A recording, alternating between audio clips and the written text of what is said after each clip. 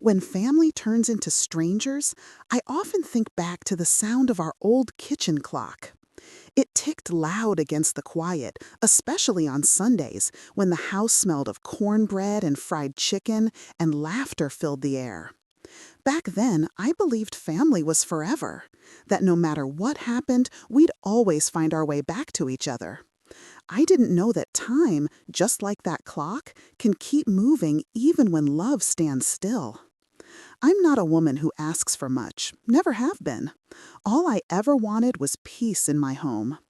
I raised my children with what little I had, taught them kindness, respect, and to always look out for one another. I worked 2 jobs, cleaning during the day, helping at the nursing home at night, and somehow we made it. We weren't rich, but we were close. We were together, and that meant everything. My husband Samuel used to say, "Family is like a garden, May. You gotta water it, or it'll dry up." I believed him. For 30 years, I watered that garden. I cooked every meal, remembered every birthday, stayed up late waiting for my kids to get home safe. I thought that's what love was, giving and giving until you were empty, and then somehow finding more to give. But somewhere along the line, something changed. It didn't happen all at once. That's the thing about distance. It starts small, almost invisible. You don't notice the silence growing between phone calls or the way your children start visiting less and less. You tell yourself they're just busy, living their lives. You smile through it, even when it hurts. My oldest son, Marcus, was always the quiet one. A good boy, smart, hardworking. When he got married, I was proud. Oh, I was so proud. His wife, Tasha, seemed kind at first. She was polite, respectful, always smiling when they came by. I welcomed her with open arms, like I would a daughter. But sometimes a smile hides more than it shows. I remember one Sunday dinner, one of the last ones we had together as a whole family. The table was full: baked chicken, collard greens, mac and cheese, and sweet tea. The grandkids were running around, the kind of chaos that makes a house feel alive. I looked around that table and felt my heart swell. That moment, that was happiness to me. But I noticed something small that day. When I passed Tasha the bowl of greens, she said, "Oh no, I don't eat those." It was fine, of course. Everyone's got their own taste. But then she whispered something to Marcus, and they both laughed quietly. I didn't think much of it, not then. But later that night, I caught myself wondering what they were laughing about. I brushed it off. That's what mothers do. We let little things slide because love teaches us patience. But soon, there were more little things. Missed calls, forgotten visits, invitations that never came. When I'd call Marcus, he'd say, "Hey, Mom, I'll call you back, okay? We're busy right now." But the callbacks never came. At first, I blamed myself. Maybe I was too clingy, I thought. Maybe I should give them space. So I waited. Weeks turned into months. Birthdays passed with just a text message instead of a visit. And I told myself, it's fine, he's grown, he's got his own life. But a mother's heart knows when something's off. You can feel it deep down, even if no one says a word. One afternoon, I decided to visit. I baked a sweet potato pie, Marcus's favorite, and went over without calling first. It wasn't far, maybe a 20-minute drive. When I got there, I saw their car in the driveway, so I knew they were home. I knocked gently, smiling, pie in hand. I waited. I heard movement inside, footsteps, whispers, then silence. I knocked again, still nothing. After a minute, I turned to leave, thinking maybe they were just busy. But as I walked back to my car, I heard the door open slightly behind me. I turned, expecting to see my son, surprised maybe. But it was Tasha. "Oh, May," she said softly, "Marcus is on a work call. Maybe you can come another time." Her voice was sweet, but her eyes weren't. They were cold, distant, like she wanted me gone. I stood there for a moment, not sure what to say. "Oh, okay," I replied, forcing a smile. "Tell him I stopped by." She nodded and closed the door gently, not slamming it, just firm enough to make her point. I sat in my car for a long while after that, the pie still warm on the seat beside me. I remember watching the steam fade from under the foil, thinking about how love can cool just like that, quietly, without warning.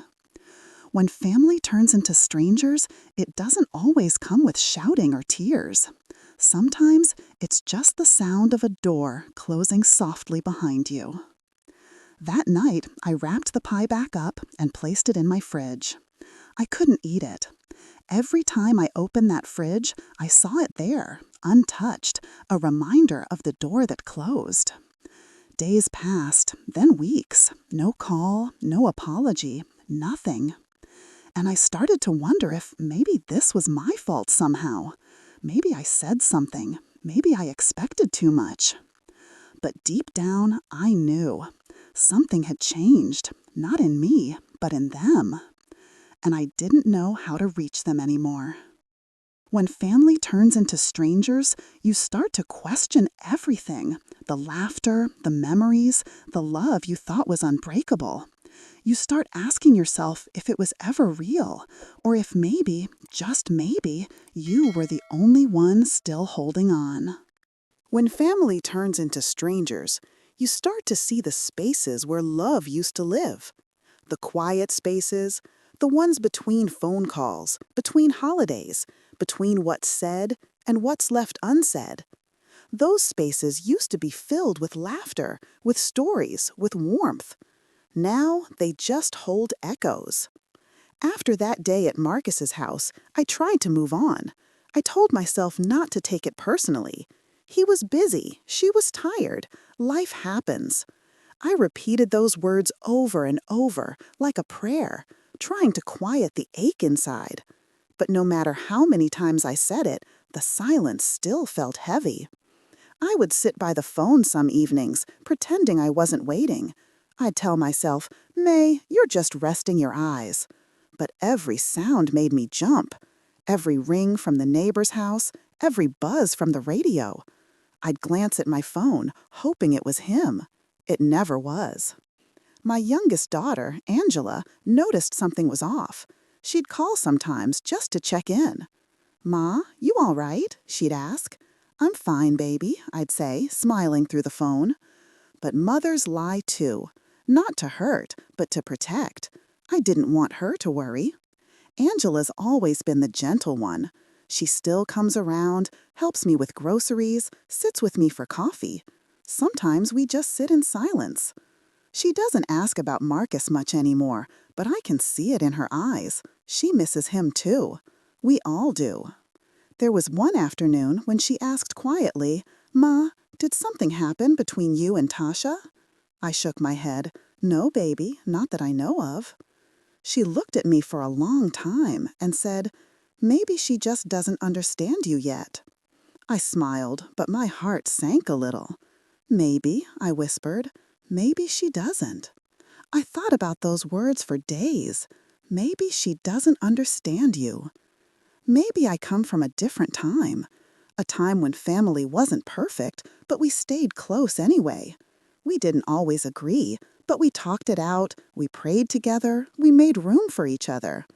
These days, people seem to build walls faster than bridges. It wasn't always like that with Tasha. When Marcus first brought her home, she called me Mama May.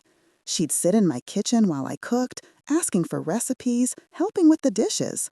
We'd laugh about little things. I truly thought of her as my own. But after the wedding, things changed slowly. She stopped calling me Mama May. It became just May. Then, hey. Then, sometimes, nothing at all. At first, I told myself it didn't matter. Names are just words, right? But it's funny how small words can carry so much love, or take it away. I remember one Christmas, the first year after they moved out. I had decorated the whole house the same way I always did. The tree sparkled in the corner, stockings lined the mantel, and the smell of cinnamon filled the air. I was so sure everyone would come. I baked pies, made stuffing, prepared the turkey. I even set the table with my good plates. But that morning, the phone rang. It was Marcus. "Hey, Ma," he said, his voice distant. "We're not gonna make it this year.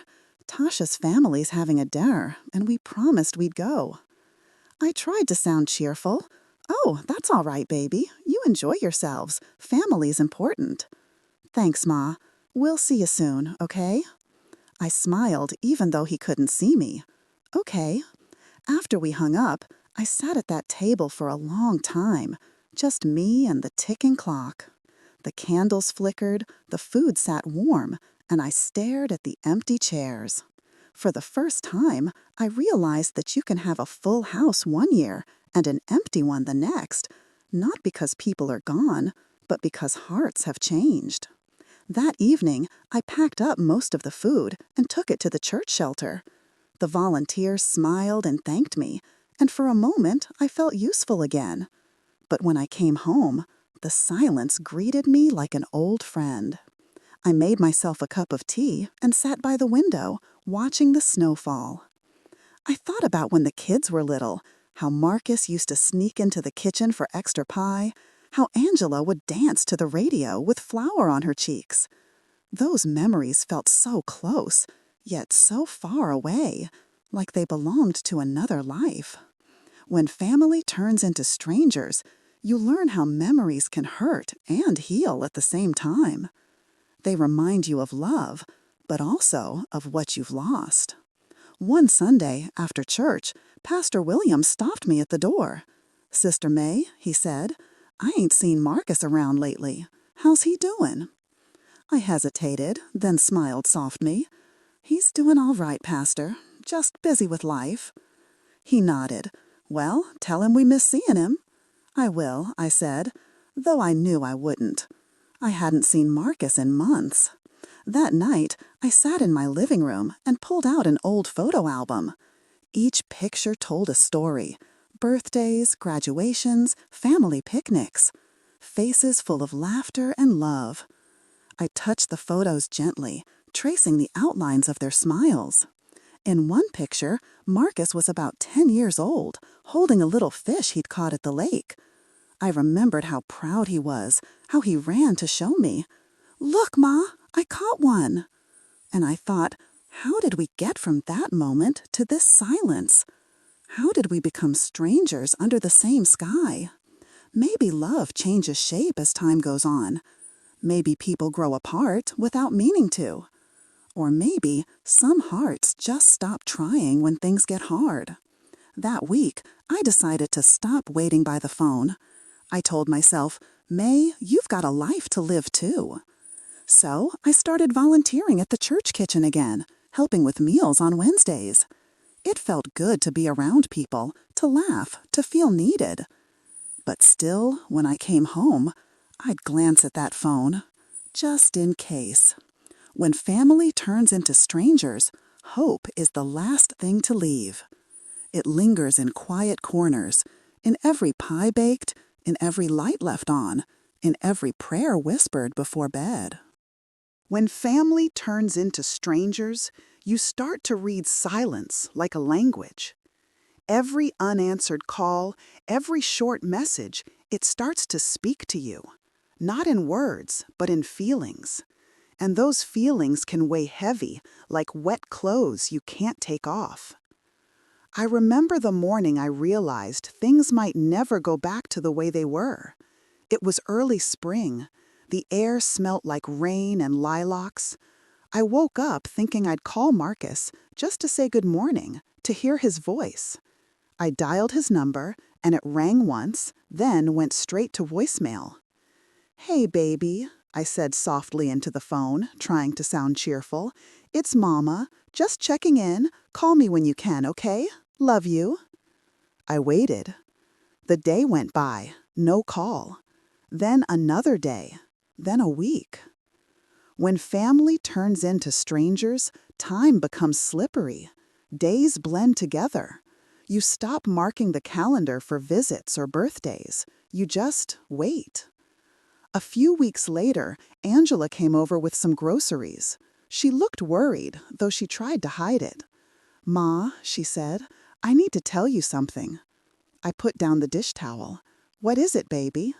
She hesitated, biting her lip. "I think Marcus and Tasha are having some issues, not between them, but with you." "With me?" I asked, surprised. "What kind of issues?" Angela sighed. "Tasha said she feels like you don't respect her, that you judge her sometimes." I frowned, confused. "Judge her? For what?" "I don't know, Ma. Maybe it's just her feeling, but she told Marcus that when you come around, it makes her uncomfortable." I stood there for a moment, holding on to the back of the chair for balance. "Uncomfortable?" I whispered. "I never said anything bad to her. I've always been kind." "I know, Ma," Angela said quickly. "I told Marcus that, but maybe she took something the wrong way." I sat down slowly. My hands were trembling just a little. "All I ever did was love them," I said quietly. "I know," Angela replied, placing her hand on mine. "I know you did." After she left, I sat in that kitchen for a long time. The light outside dimmed, turning golden, then gray. I thought about every conversation I'd ever had with Tasha, trying to remember if I'd said something wrong. I couldn't think of anything. Maybe I asked too many questions. Maybe I offered too much advice. Maybe I cared in ways she didn't want.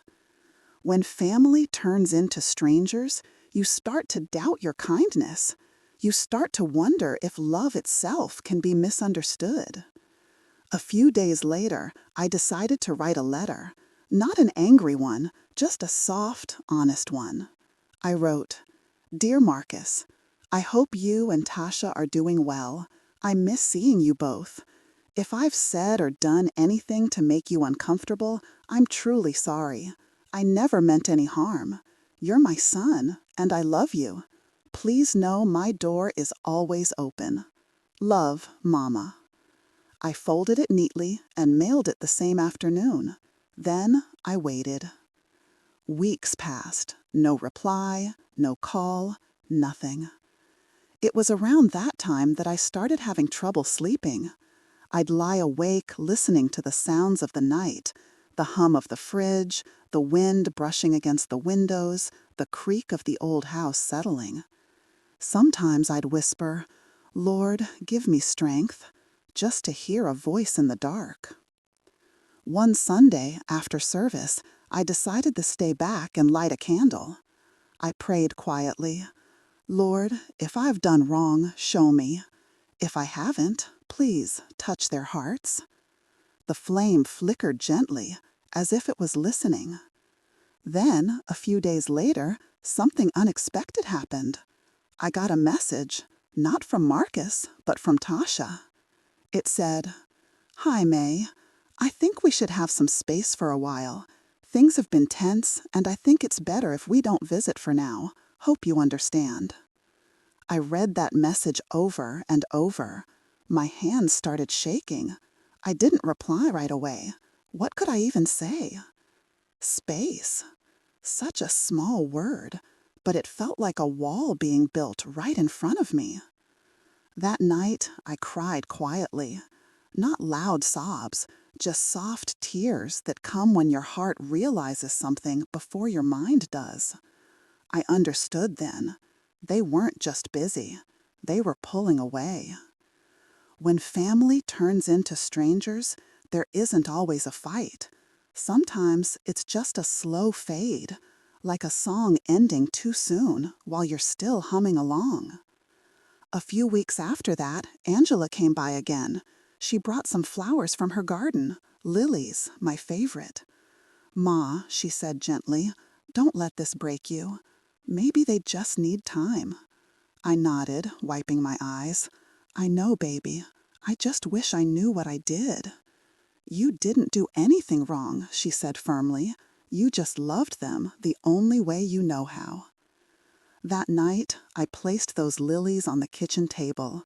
Their scent filled the room. Sweet, but also sad. like something beautiful that doesn't last. I kept thinking about how love changes, how sometimes people outgrow the places that once held them. And I wondered, if love can fade like this, what keeps families together? When family turns into strangers, you learn that silence isn't empty. It's full of memories, questions, and a kind of pain that doesn't have a name. As spring turned to summer, I heard less and less from Marcus. No visits, no calls, not even a text on Mother's Day. I still baked his favorite pie that morning, sweet potato, just like always. I told myself it was for the neighbors, but deep down, I knew I was baking for a memory. When the timer went off, I took the pie out of the oven and let it cool on the counter. The smell filled the house, wrapping around me like a warm hug I couldn't feel anymore. And as I stood there looking at that pie, I whispered to myself, maybe this is just the way it is now. When family turns into strangers, there comes a day when pretending no longer works. You wake up and the silence feels too loud. The house feels too big. And even the things you once loved, the smell of coffee, the morning light, the ticking clock, start to remind you of everything that's missing. It was one of those mornings when the truth finally came to my door. I was watering my little garden, the same one Samuel and I planted years ago. The air was warm and the flowers looked tired from the heat. I heard a car door close, and when I turned around, it was Marcus. For a moment, when family turns into strangers, there comes a day when pretending no longer works. You wake up, and the silence feels too loud. The house feels too big. And even the things you once loved, the smell of coffee, the morning light, the ticking clock, start to remind you of everything that's missing. It was one of those mornings when the truth finally came to my door. I was watering my little garden, the same one Samuel and I planted years ago. The air was warm, and the flowers looked tired from the heat. I heard a car door close, and when I turned around, it was Marcus. For a moment, I froze. My heart leapt before my mind could catch up. He hadn't visited in almost a year. I wiped my hands quickly on my apron, smiling. "Marcus," I said softly, almost afraid the moment might disappear if I spoke too loud. "Hey, Ma," he said, his voice calm but not warm. He looked different, older somehow, tired. There were lines on his face I didn't remember, and his eyes, they didn't meet mine right away. "Come in," I said, stepping aside. He hesitated, then nodded and followed me inside. The house smelled like lemon and soap. I had cleaned that morning, as I often did, hoping, I suppose, for days like this. I poured him some tea, the way I always used to. He didn't touch it. For a few moments, neither of us spoke. The only sound was the clock ticking in the corner. Finally, I said, "I'm so glad you came, baby. I've missed you." He nodded, eyes down. "Yeah, it's been a while." I smiled nervously. "How's Tasha? How's work?" "She's fine," he said quickly, then silence again. Something about his voice told me this wasn't just a visit, so I sat down across from him, folding my hands together. "Marcus," I said softly, "what's on your mind?" He sighed deeply. "Ma, this is hard." I waited. "Go on." He looked up at me, finally meeting my eyes. "Tasha doesn't feel welcome here. She thinks you look down on her." My breath caught in my chest. "Look down on her?" I whispered. "Why would she think that?" "She says you always make little comments about how she does things, how she talks, what she cooks. She feels like you're judging her." I shook my head slowly. "Marcus, I never meant it that way. I was just trying to help her feel at home." He sighed. "I know, Ma, but she doesn't see it like that, and it's been eating at her." I felt something heavy settle in my chest.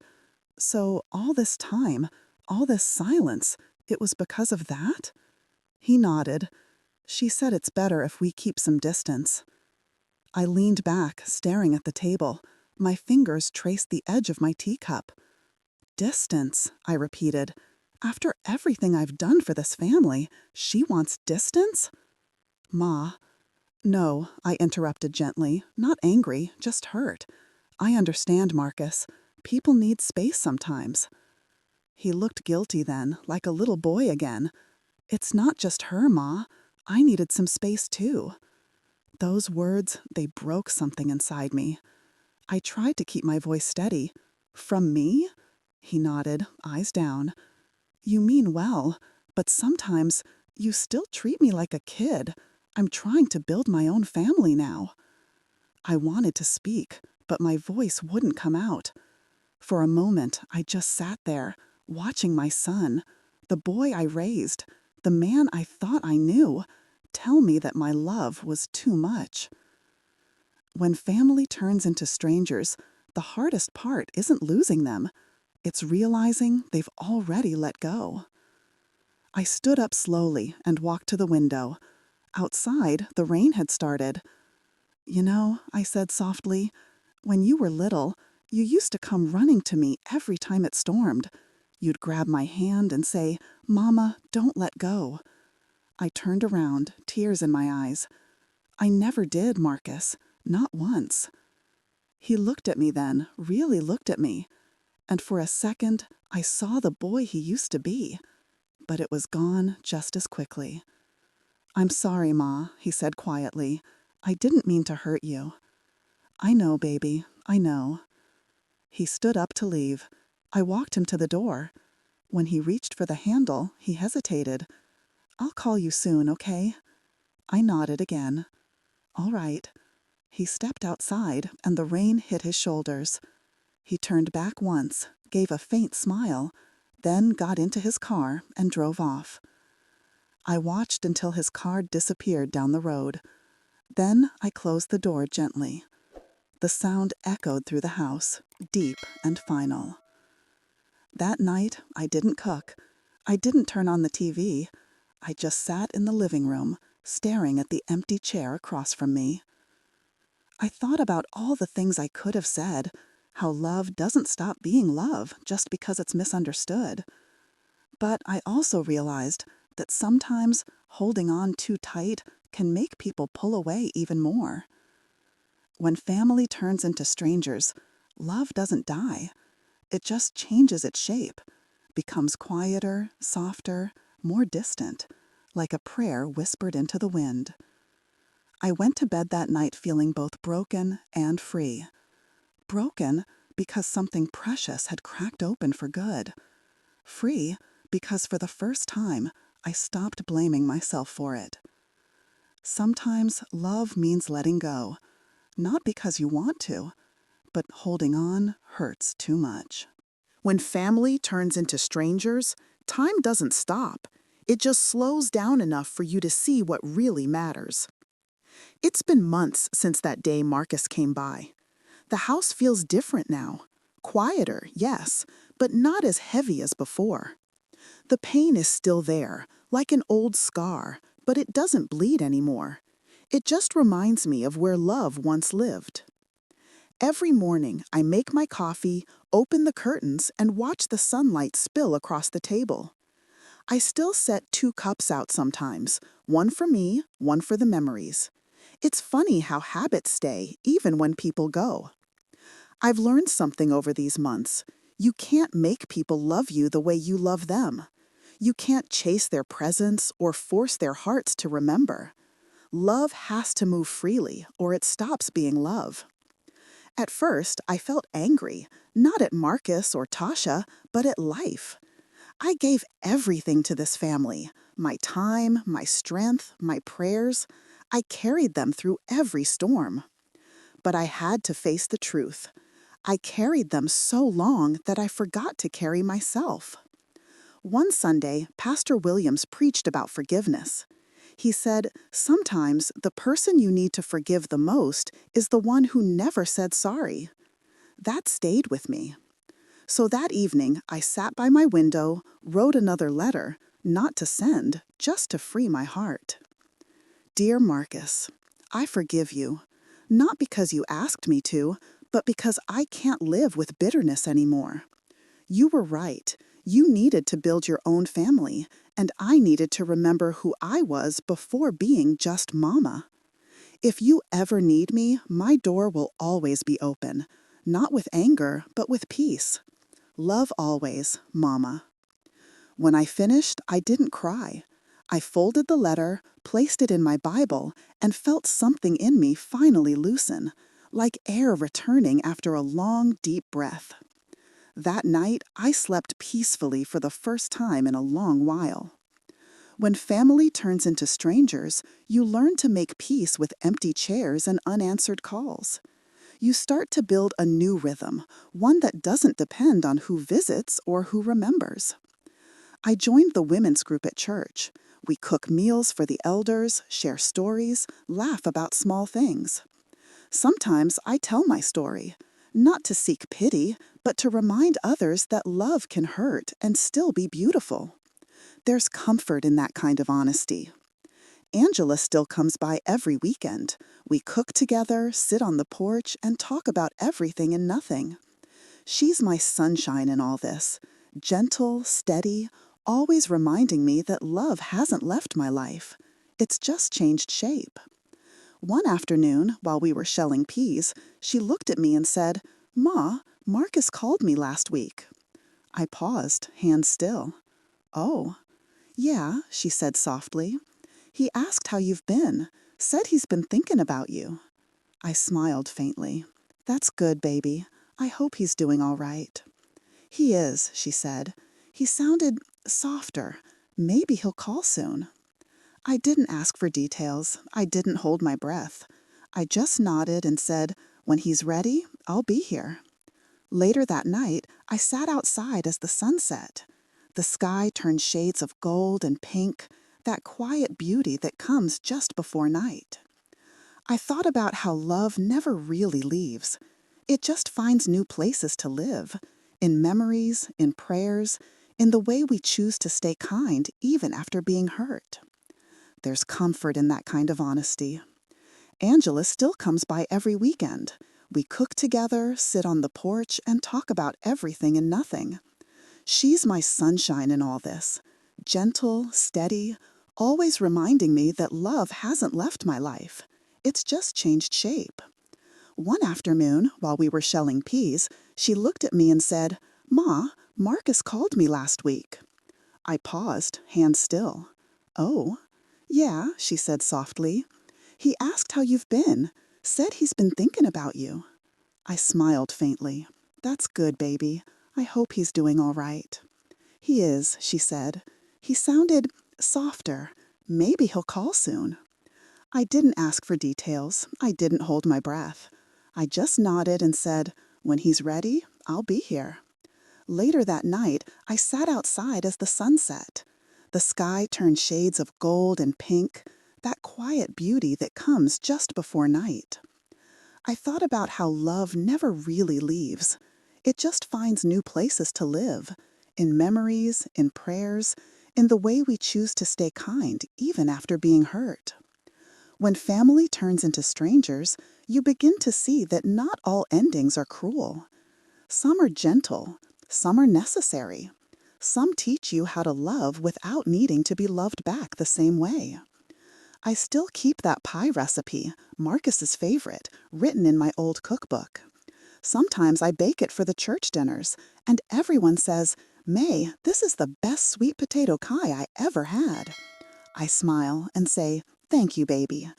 And in that moment, I feel Marcus's laughter again, faint but familiar, somewhere deep inside me. I don't know if he'll ever walk through my door again, but I do know this. When he does, I'll welcome him not with questions, but with peace. No bitterness, no blame, just the quiet love of a mother who never stopped caring, even when love turned into silence. When family turns into strangers, you learn that sometimes love's greatest strength is its ability to let go and still remain kind. You learn that forgiveness isn't weakness, it's freedom. And you learn that home isn't always a place filled with people. Sometimes it's just the space inside your heart that still believes in love. So if you ever find yourself alone in a quiet house, wondering where everyone went, remember this: love doesn't disappear. It changes shape, it softens, it waits. And even when family turns into strangers, you still have yourself. You still have the strength to smile, to forgive, to keep the door open just in case love finds its way back home.